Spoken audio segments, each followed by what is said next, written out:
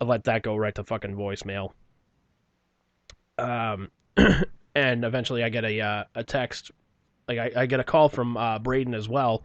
I'm just like, you know what, dude, I love you too, but you know what, fuck, I don't want to fucking hear from anybody right now. Fuck this. He So, went to voicemail. what's that? So he too went to voicemail. He too went to voicemail, yeah, and eventually he sent me a text message as well as Kevin, Hmm. and it was one of those things like people from the station were texting me that day, just going like, oh my god, I'm sorry, I heard about what happened. I didn't read all these texts or the voice messages until like maybe like the next day or like a couple days after because I'm still fucking angry about the whole damn thing. Excuse me. So actually, here's the weird part. I still actually have Kevin's message on my phone. Give me 1 second. Let me grab that fucking thing. I love it. We paused to take a fucking piss break and fucking I can't even grab the damn phone to talk about this shit. um, yeah, where the fuck is it? Down at the bottom here. There it is. So Kevin sends me this text message, 10:53 a.m. August 22nd, 2014. It says, Andrew, I'm so sorry this had to happen. You're very talented and I wish things had worked out here. As you know, all of us have been put through the ringer recently. I hope at your next radio stop they realize your loyalty and dedication. If there's anything I can do for you, let me know. Thanks for everything. Hmm. That So was sweet. When did you ever get back to him or no? I never got back to him because I was just like, what the fuck am I gonna say? Yeah. Especially like the longer it goes. Like, and not only that, because like I didn't get right back to him because I was also in the mindset of like, that would be like, this is kind of like the equivalent of like, an ex girlfriend dumping you very very awfully, like saying, hey, guess what? I just slept with your best friend. Can we still? And then the next day going, well, can we still be friends? And I'm just Yes. like, no, fuck you. Yeah, I don't really want any association.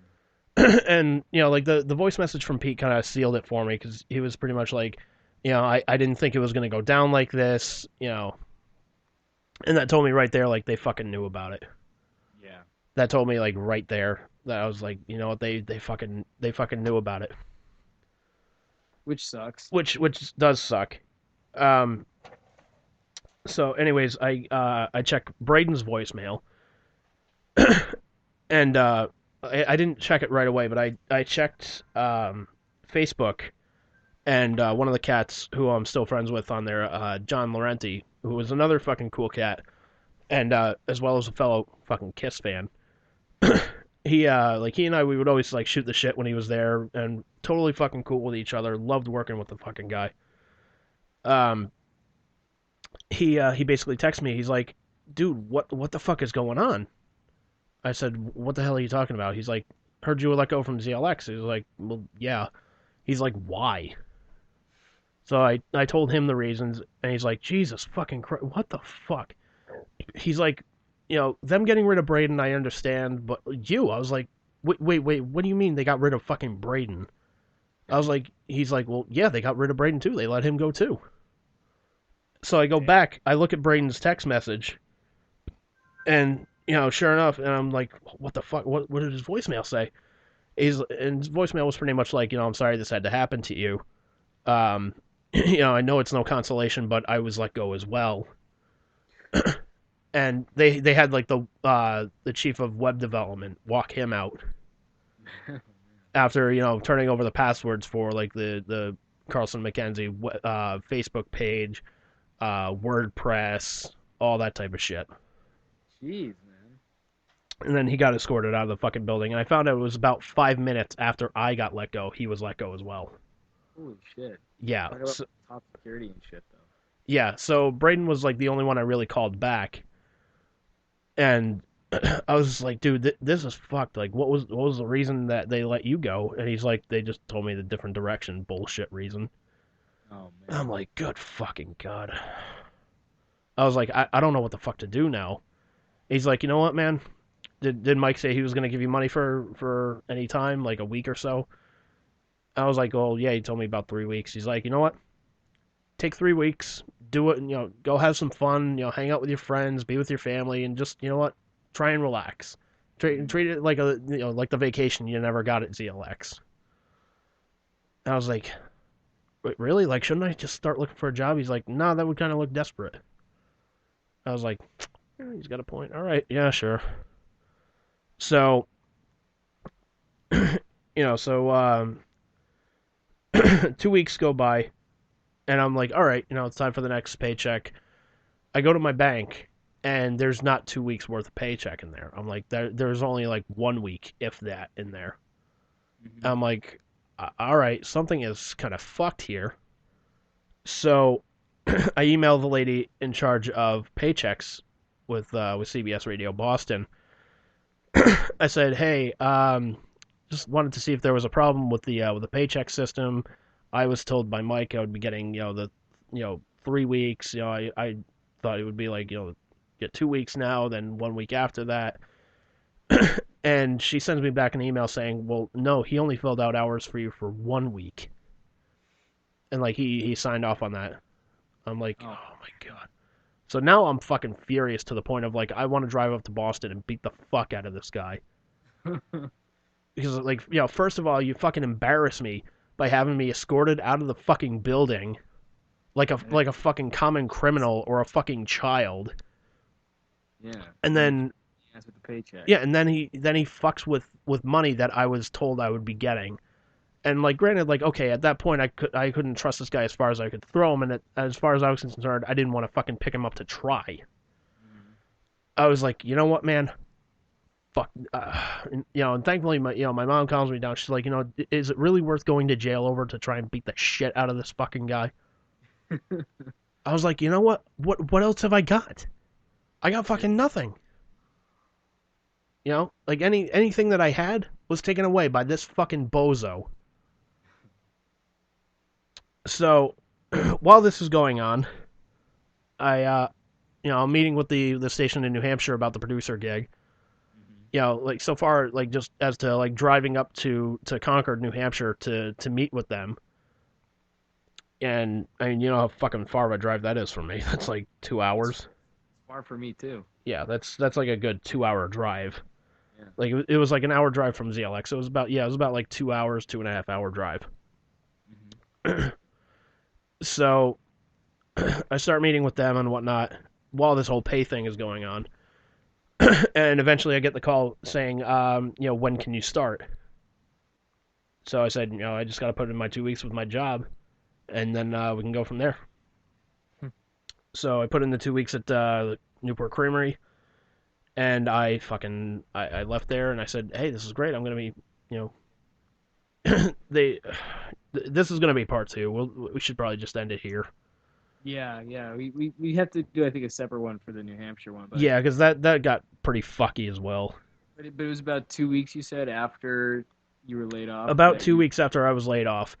Right. But to finish up with ZLX, like I sent the program director a direct email saying like, hey, this is what you had told me. This is what she, the lady from Pay Resources told me.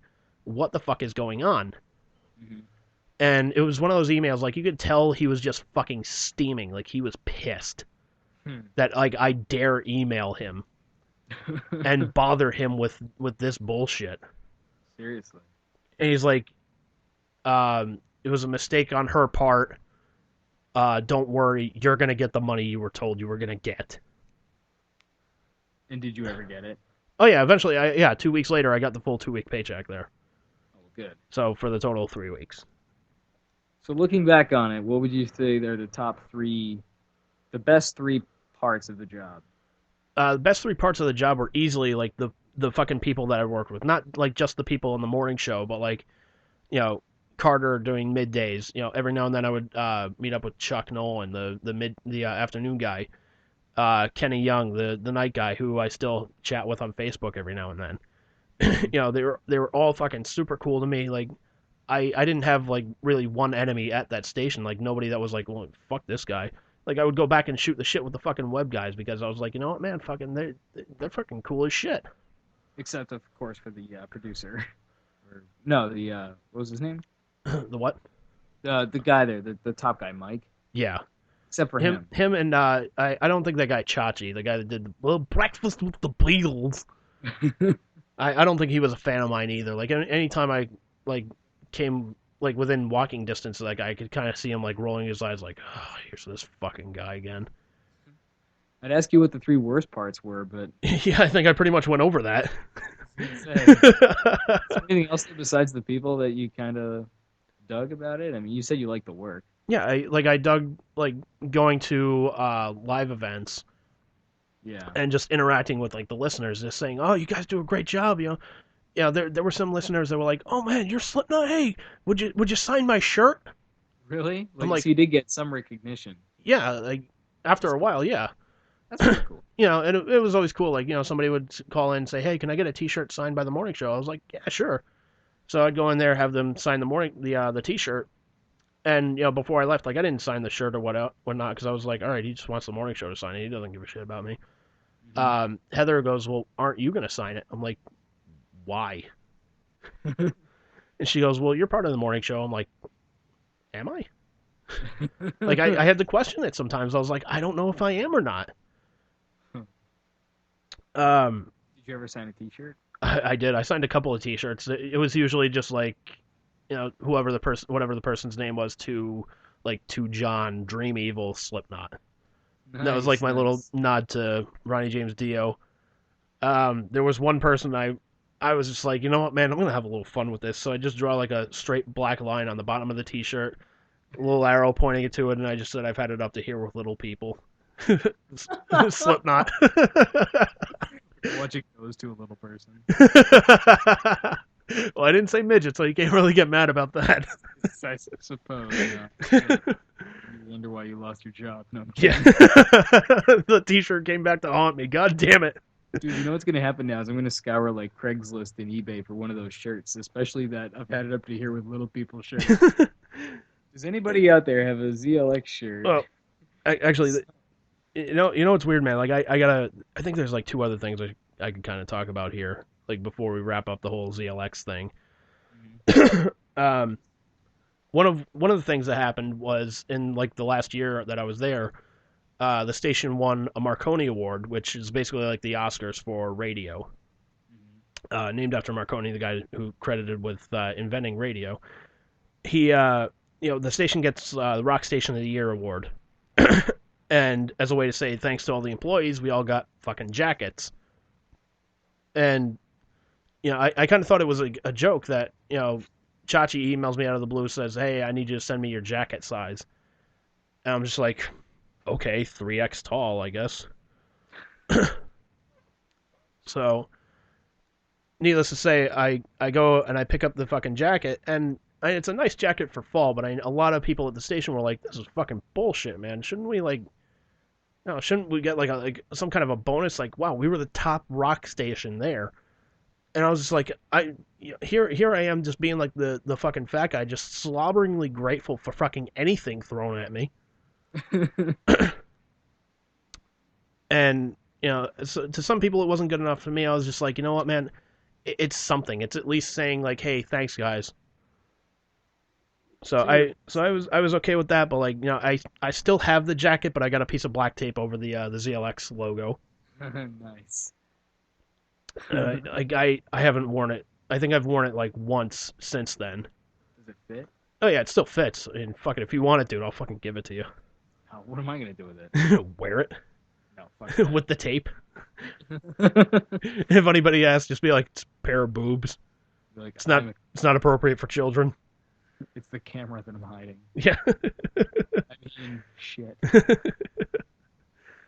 um. But yeah, like the last, I guess like the last story I could that I could tell about this was you remember like when my dad went to the hospital with his heart problem, right? Absolutely. Yeah. So I was a fucking wreck. My mom was a fucking wreck. My brother was a fucking wreck, and just pretty much anybody that knew us, like they were there to support us. Hmm. Like my friends Chris and Mike, they came down to visit my dad. You know, my dad's boss came down to visit him. That's Uh, awesome. That doesn't. That's kind of surprising, actually.